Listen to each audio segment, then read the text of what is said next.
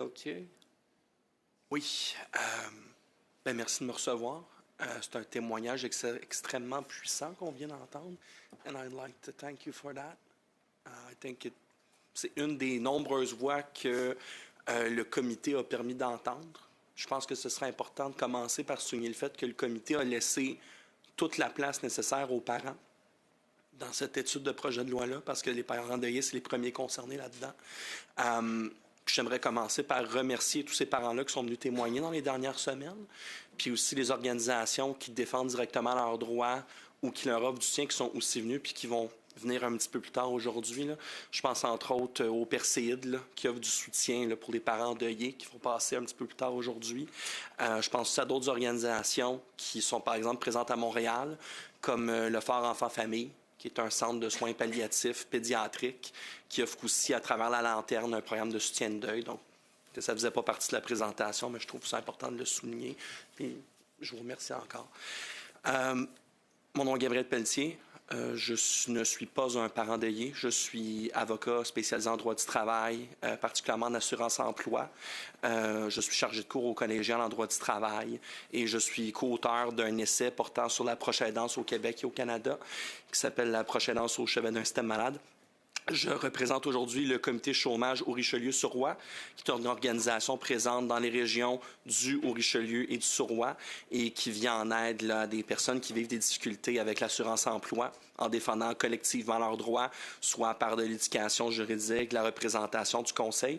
J'en profite d'ailleurs pour souligner le travail exceptionnel fait par France Robert et Nadia Moret, qui sont respectivement directrices et conseillères du comité chômage Haut-Richelieu-Sur-Roi. La raison pour qu'on est là aujourd'hui, je ne passerai pas par quatre chemins. Le projet de loi C-222, c'est un excellent projet de loi. C'est une excellente idée. L'objectif qui est visé par ce projet de loi-là, il est noble.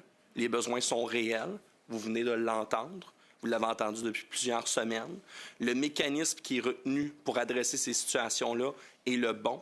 On pense que c'est un mécanisme qui est élégant, qui est simple et qui va vraiment venir aider. Parce que, on s'entend, la dernière chose qu'un parent endeuillé a besoin, c'est un avis de dette de l'Agence du revenu du Canada qui rentre par la poste. C'est de devoir communiquer avec un fonctionnaire pour l'aviser du décès de son enfant. C'est inhumain. Il n'y a personne qui mérite ça. Au Québec, c'est une situation qui est déjà en partie adressée via le régime québécois d'assurance parentale, qui prévoit déjà une prolongation des semaines de prestations de maternité. C'est un mécanisme qui est apprécié. C'est un programme qui fonctionne bien. Par contre, ça ne veut pas dire que notre groupe n'est pas témoin de situations similaires avec des parents endeuillés au Québec aussi. Et c'est principalement pour ça qu'on voulait venir vous voir. En ce sens que le projet de loi, on l'endosse. C'est un excellent projet de loi, mais on aimerait vous inviter à aller un tout petit peu plus loin pour couvrir un peu plus de parents endeuillés. Puis je vous explique.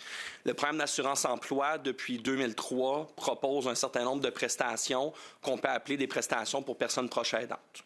Ça inclut la prestation Compassion, adoptée sur un gouvernement libéral, la prestation pour proche aidant d'un enfant gravement malade, adoptée sur un gouvernement conservateur, et la prestation pour proche aidant d'un adulte, adoptée encore une fois sur un gouvernement libéral. Donc c'est un enjeu qui est transpartisan, la proche aidance. Visiblement, chacun des partis, et ça vaut aussi pour le Bloc québécois et ça vaut aussi pour le nouveau Parti démocratique, ont joué leur part là-dessus. À l'heure actuelle, un parent qui reçoit une prestation pour proche aidant d'un enfant gravement malade ou une prestation de compassion qui est réservée donc pour un proche aidant qui accompagne et soutient un proche en fin de vie, vit exactement la même réalité qu'un parent d'un nouveau-né endeuillé. Ils ont le même problème. Si une personne reçoit des prestations pour proche aidant d'un enfant gravement malade ou des prestations de compassion et que son enfant meurt alors qu'il reçoit ces prestations-là, c'est la même chose. Il faut appeler, il faut demander à l'emprestation maladie, il faut dire mon proche est mort. Il faut souvent rembourser une dette avec l'Agence du revenu parce que, bien sûr, personne ne va appeler dans les 24 heures. C'est complètement aberrant de penser ça. Ils vivent exactement la même situation et on pense qu'avec un très simple amendement qu'on suggère dans notre mémoire, on serait en mesure, en somme, de prendre ce mécanisme-là qu'on veut appliquer pour les prestations parentales et de maternité aux parents de nouveau-nés endeuillés et l'appliquer pour l'ensemble des parents qui reçoivent des prestations pour proches aidants pour un enfant de moins de 18 ans. Et j'utilise le mot parent, mais ces prestations-là sont ouvertes et ce que le mécanisme-là bénéficierait aussi à des grands-parents, à des oncles, des tantes, des frères et sœurs qui se qualifient pour ces prestations-là. On parle environ de 10 000 demandes par année. Ça, c'est 0,005 % des demandes totales au programme d'assurance-emploi. Et sur ces 10 000 personnes-là, ce ne sont pas toutes ces personnes-là qui seraient touchées par cet amendement-là, mais pour celles qui le seraient, ce serait énorme. Alors, je vous dis, c'est une goutte d'eau, même c'est une fraction de goutte d'eau dans l'océan. C'est un pas de plus, et je pense qu'on doit ça à ces parents endeuillés-là. Je vous remercie beaucoup, et je pourrai répondre aux questions en anglais et en français au besoin. Merci, M. Pelletier. Je ne sais pas, Gabriel, si tu veux parler un peu de l'impact. Comment le projet va changer ce que les parents vivent au niveau justement de la lourdeur administrative, des choses qu'on demande, qu'on ne devrait pas demander. Je me demande si tu peux parler de ça un peu. Puis, s'il y a autre chose que tu veux ajouter sur l'amendement que tu proposes, que tu n'as pas eu le temps de dire tout à l'heure. Oui, certainement. Merci pour l'occasion. C'est certain que bien qu'on a le régime québécois d'assurance parentale, il demeure que des parents qui nous appellent quand même par rapport à ça, que ce soit au Richelieu-sur-Roi ou dans d'autres organismes qui font la même chose. Là. Ça a été dit, redit, là, la dernière chose qu'un parent endeuillé a besoin, c'est de la bureaucratie. Il faut comprendre aussi que, je pense que c'est important de nommer ce mot-là, c'est un geste violent de demander à un parent d'envoyer un certificat de décès dans ce contexte-là. C'est une certaine violence aussi administrative que d'envoyer un avis de dette de l'Agence du revenu du Canada parce que, pour des raisons purement administratives, il y a peut-être une semaine ou deux de recoupage. Il y a quelque chose qui s'ajoute aussi à toutes les démarches qu'on doit faire pendant ce temps-là. Tu sais, on le sait commencer perdre un proche. Je ne l'ai pas vécu avec un enfant, bien sûr. Je l'ai vécu avec un père en très jeune âge. Par contre, il faut magasiner j'appelle ça un forfait, mais c'est atroce. Il faut magasiner les frais funéraires, il faut appeler les employeurs, il faut parler avec l'hôpital, il faut récupérer les effets personnels. Des fois, quand c'est à la maison, il y a des médicaments, il y a des outils qui appartiennent à l'hôpital, qui sont à la maison. L'équipe médicale va venir chez toi. C'est des gens qu'on connaît depuis des mois. Ils vont prendre les effets puis ils vont dire, bien, écoutez, ça se termine là. Je dis pour des parents, mais c'est vrai pour toutes les personnes proches aidantes aussi. On devient un petit peu, tu sais, ce personnel-là de la santé, ça devient un petit peu comme un membre de notre communauté quand on reçoit du soutien à domicile. Puis le jour au lendemain, ils s'en vont, ils amènent les effets médicaux. C'est difficile. Donc, de rajouter à ça la bureaucratie qui vient avec ces enjeux-là là, au niveau des prestations de maternité puis parentale, c'est une couche de plus, c'est une couche de trop. Puis pour aller par rapport à l'amendement, en gros, l'idée simplement, c'est que le programme d'assurance-emploi, c'est doté de prestations qui visent spécifiquement les personnes proches aidantes. Ces prestations-là sont les mêmes à travers le Canada, incluant au Québec. Tout ce qu'on dit, c'est prenons le mécanisme qui est prévu dans le projet de loi, qui implique donc que plutôt que le prestataire doit demander un transfert en prestation maladie, ben on dit, écoutez, malgré le décès, la prestation va se rendre jusqu'au bout. On dit, prenez ça pour les prestataires de la prestation pour enfants gravement malades et prenez ça pour les prestataires de la prestation de compassion dont le proche aidé est un enfant de moins de 18 ans. Vous prenez ça, vous l'harmonisez avec le Code du travail canadien et c'est done deal. Vous faites ça, vous aidez des milliers de parents d'enfants de moins de 18 ans qui sont admissibles à ces prestations-là. Et encore là, on parle d'une poignée de personnes, mais pour ces personnes-là, ça va être énorme ce que vous allez faire. Merci.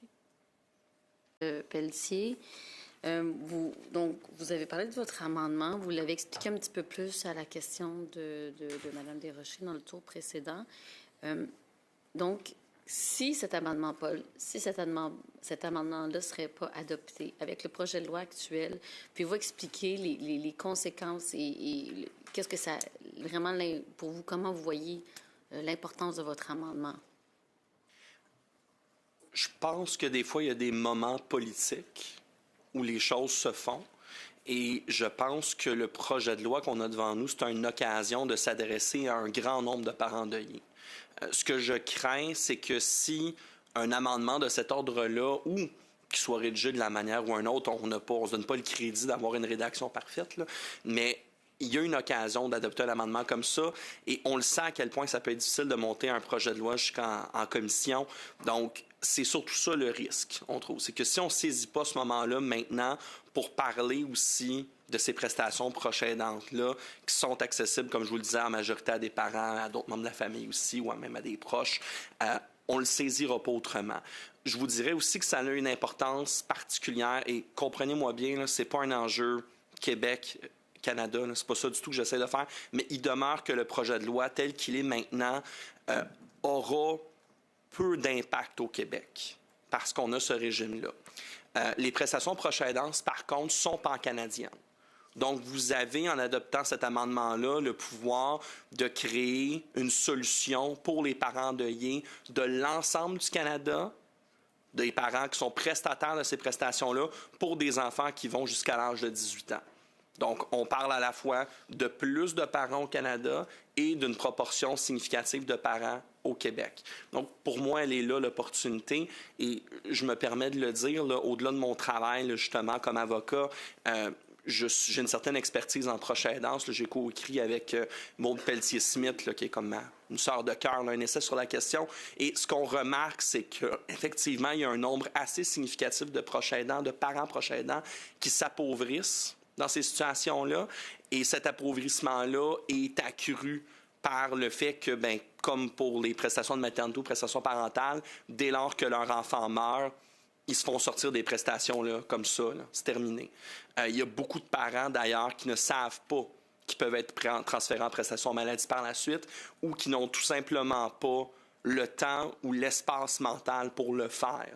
Ce qui, je pense, est assez normal parce que leur deuil est un emploi plus qu'à temps plein en ce moment.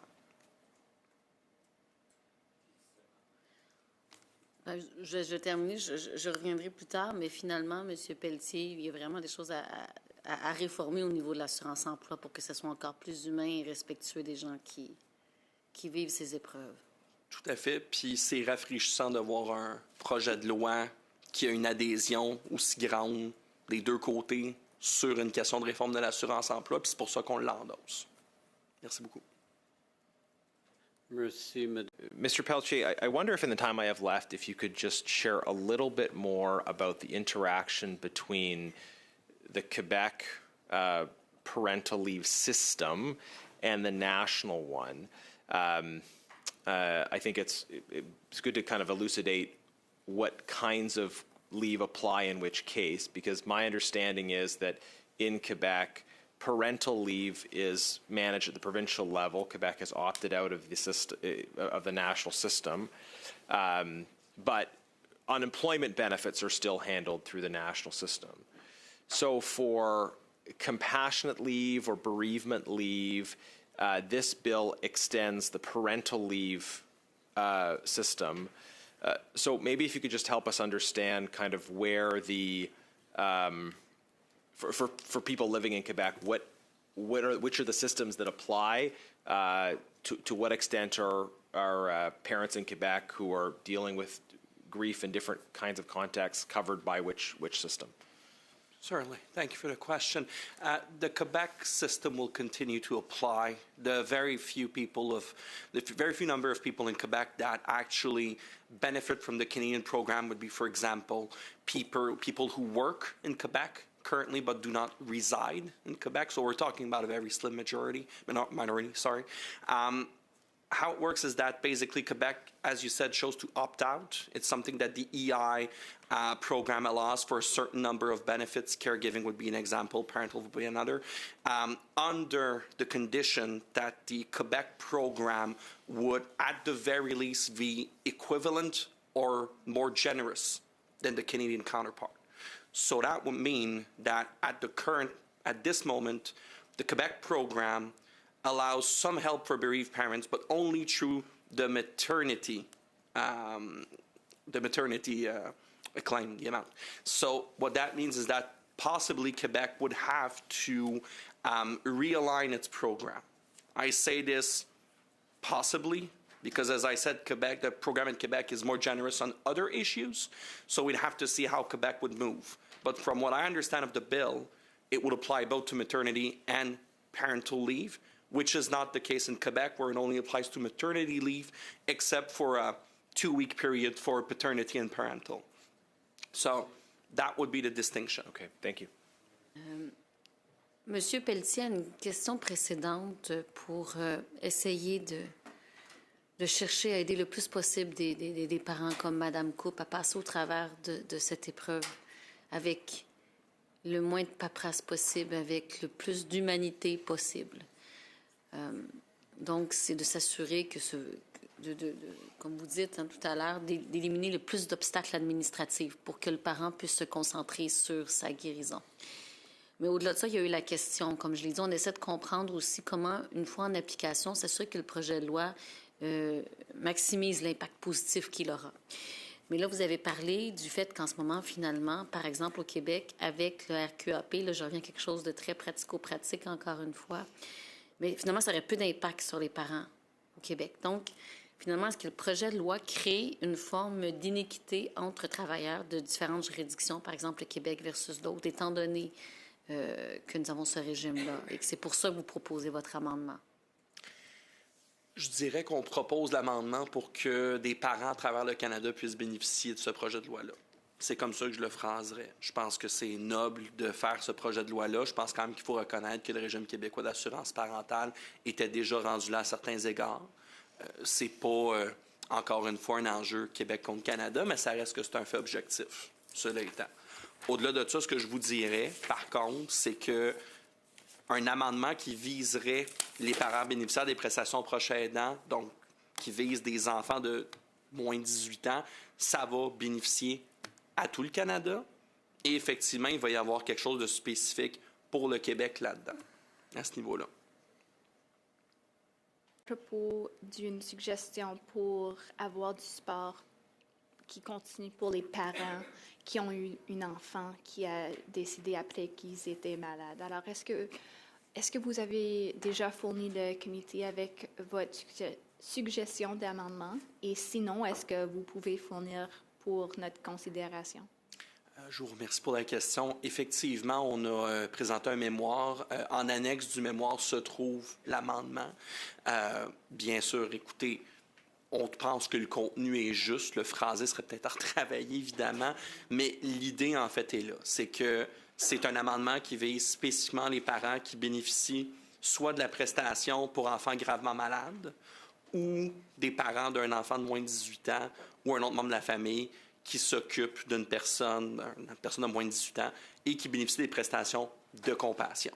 Donc, c'est spécifiquement ces personnes-là et l'amendement, effectivement, l'indique et aussi amende le Code du travail canadien pour que les congés, là, essentiellement, qui sont pris dans le Code canadien, ne rentrent pas en contradiction avec ce qui serait prévu par la loi de l'assurance-emploi. Donc, on couvre ces deux côtés-là et ça va aider énormément de parents. Merci.